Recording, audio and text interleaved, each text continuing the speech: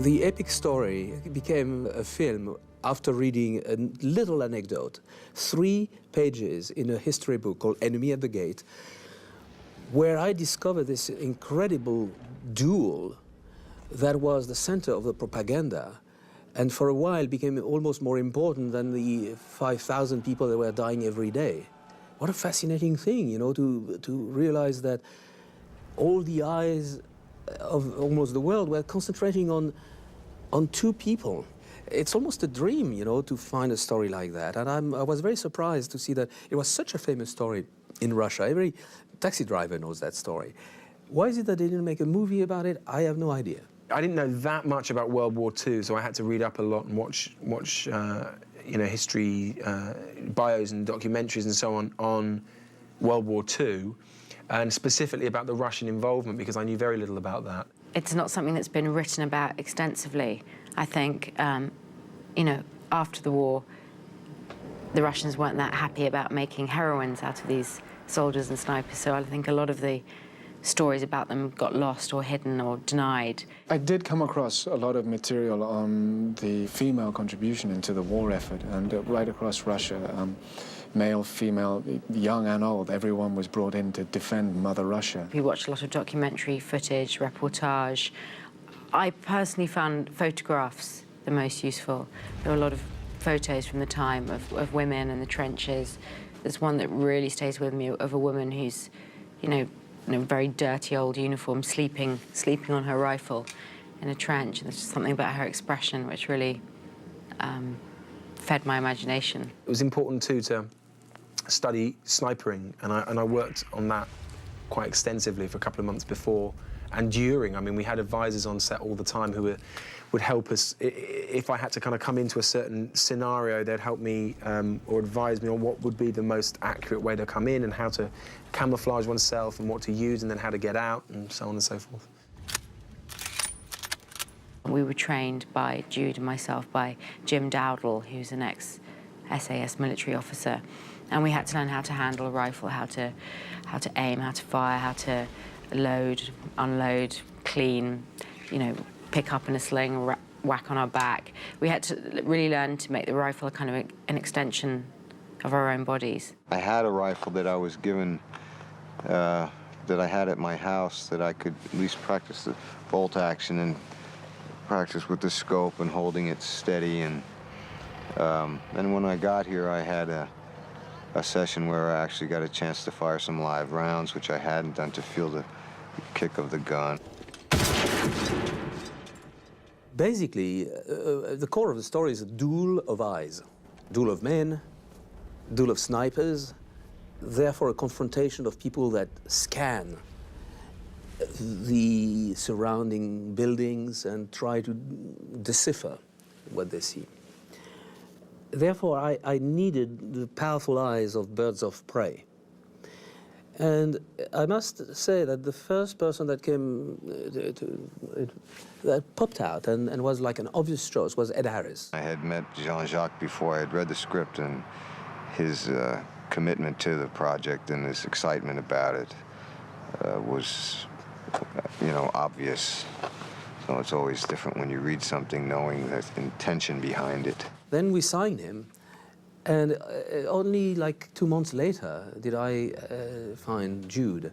And I remember seeing him from the distance in a restaurant, and already I saw those eyes. They were like a light in the darkness, you know. Well, from the minute I met him, I mean, he was one of the big reasons. I'd obviously read the script, but from the minute I met him, he's just struck me as someone I wanted to work with, you know. He was fantastically enthusiastic, inspiring, energized, and clear, really clear in the vision that he wanted to put onto the screen. After 2-3 minutes talking to him, seeing how intelligent he was, how humble, how charming, and how charismatic he was, he became like an obvious choice. You know, you don't meet a Jude Law every minute in the street.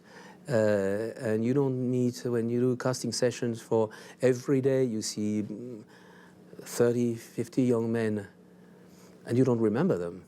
Well, when you meet Jude Law, you run to your phone and call the company and say, we have to make a deal.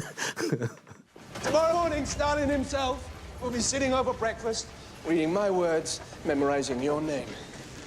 We're famous, Vasily. Khrushchev loved the article. He's promoted me to the general staff. And you to sniper division. Well, that's good. It's very good. It's very good. It's great. It's very good. It's great. It's great. It's for both of us because we did it together. Together. It was wonderful to work with Jude. We're both from London and we live on the same street, and I see him, quite often. But it was really, bumping into him in the grocery store with his wife, but it's a real, honour and a privilege to work with him because I think he's really, such a fine actor. Personally, as an actor, I'm only as good as the person that I'm working opposite, and he was right there for me every second. I'd known Jude. I think we had met on an occasion. The National Theatre had a workshop for young actors when we were around about 20, and I'd met him on and off once or twice before, and likewise with Rachel I'd met and worked with before. So there was a warmth and a generosity and a good collaboration and interplay between us all, and it was a really fun collaboration, and hopefully it sort of transcends onto the screen. A sniper who doesn't relocate isn't normal. He was very good. It wasn't just his shooting, it was his instinct. He was a step ahead of me all the time. That's because he knows everything about you. His name is Koenig, Major Koenig. They've sent him here to find you. The attraction that I had for Enemy of the Gates really was the part and role and character of Danilov, the political officer, as well as Jean-Jacques, the visionary behind the material. It was great just to work with Joseph because he was, a friend, someone I knew, but also because, funnily enough, as an Englishman, it's very rare to work on a big film with British contemporaries. What I love on a political level is he, through the journey of the film and through the manipulation that he inflicts on others in terms of fabricating a hero through Vasily Zaitsev, that he learns that what he is doing for the party and what the party is doing for him is just as abhorrent, really, as the evil which they are fighting. Did he tell you why I asked for the transfer? No. This morning, a list arrived at headquarters. It was a list of civilians who'd been rounded up and sent to Germany in a convoy that left Stalingrad 3 weeks ago. My parents were amongst them. I play the character Tanya Chenova, and she was a woman who really existed and did fight in the siege of Stalingrad. I think what drew me towards her was her kind of, I suppose, a certain fierceness that she has. It was fun too because there we were, 1 week we would all be working together in these huge sort of setups with hundreds of other people and explosions going off and crawling through mire after mire, and then we'd also then get the chance to do very intimate, dramatic scenes. You're upset because Zaitsev is dead. You don't have to hide it. There's no shame in it. You're Russian like he is. Don't listen to them. It's just propaganda.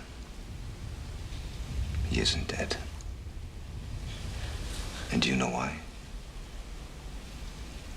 Because I haven't killed him yet. Jean-Jacques, I think, really has always perceived the character more as a presence than anything. And to me, he's a bit removed from the war in a sense. I mean, he's the head of the sniper school outside Berlin, and he was decorated in the First World War when he was a younger man. But my sense is that he's not a member of the Nazi Party, although he's in the Waffen, SS, the unit that he's in. But he's a bit of an aristocrat, and he's not in the trenches, although he certainly knows that aspect of war. And he comes here on a mission to shoot one man, basically. Well, the only shame with that was that I only got to work with him for a couple of days, and we never actually had any dialogue, obviously, together, which would have been the completion of, the chance of working with him. But it was great just to watch him at work. My favorite scene, I think, is the meeting of Danilov and Vasily, and also the farewell between Danilov and Vasily at the very end, and only because they go through such extremes. I really love the scene where Jude and Joe are in the printing press, and Vasily's made the front page. I was obsessed from the beginning to try and get some Russian dancing in, and we nearly got the dancing in that scene, but that's why there's so much sort of humour, because I kept saying, right, I'm going to dance in this scene, and everyone was waiting, but I never quite did. We ended up fighting instead, I think. My favourite scene is the one that I feared the most, is probably the lovemaking scene. Well, they're always awkward, but, I mean, that one, funnily enough, wasn't so awkward because there were so many other people around. I mean, it's odd doing a scene like that surrounded... I mean, obviously, there are always people around on the set, but not actually in front of the camera like you. And so it was kind of weird and funny because a lot of them really did fall asleep and were snoring and kind of, you know, shuffling and scratching and groaning, and it was kind of fun. We shot it the way it was written. But it's easier to shoot a battle scene the way it's written than to shoot, to capture those very intimate emotion that people are supposed to have when they have a carnal relationship. Jean-Jacques was so specific, he didn't want to reveal too much, he didn't want to show much, and yet he really wanted it to be almost like a kind of dance sequence. So he didn't just let us, you know, let the camera roll and see what happened. He kind of choreographed it, which made it very easy. You know, there's no difference. You put 10 extras, 100 extras, 1,000 extras, 10,000 extras, it doesn't make a difference. It's the same work. But two people making love, oof. Jean-Jacques is very passionate, very funny, and he's very intellectual at the same time. He's, you know, true, like, French intellectual gentleman, but he's, you know, full of passion. He's mad about the animal kingdom. He talks about animals the whole time, and I said to him one day, I said to him, I said, God, you really love animals? He went, yes, of course. He said, especially me. I love the way in the film that he has managed to negotiate the wide, vast, epic scale of Stalingrad and do justice to that, but as well rein in the audience on a very human and intimate level through the story of the core main actors, Jude and Rachel and myself, in this love triangle. He's great to work for and with. He's always in good spirits. He treats everyone with the utmost respect. He's very well prepared, very well versed on what he wants to do. I think he's a very brave filmmaker in the sense that he chooses subject matter that whatever it is that kind of strikes him, he'll try. It was hard work. It was very cold and very, very dirty and very long hours. And I don't think there was one day when he wasn't anything other than full of beans, and always somehow managed to keep his shirt clean. I never know how he did that, because we were in really filthy surroundings, and he had a white button-up shirt, which he always wears, and it was pristine, always.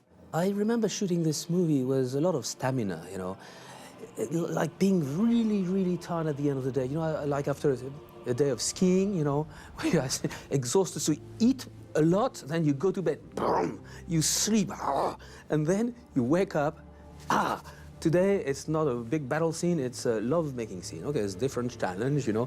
And then the next day, you wake up and, well, you've got a train, it's going to have lots of explosions, so it's another kind of day. And then the next day, it's a day of close-up, and you know that you're going to dive towards the eyes of your actors. It was really... I was sad that it was when it was coming to an end.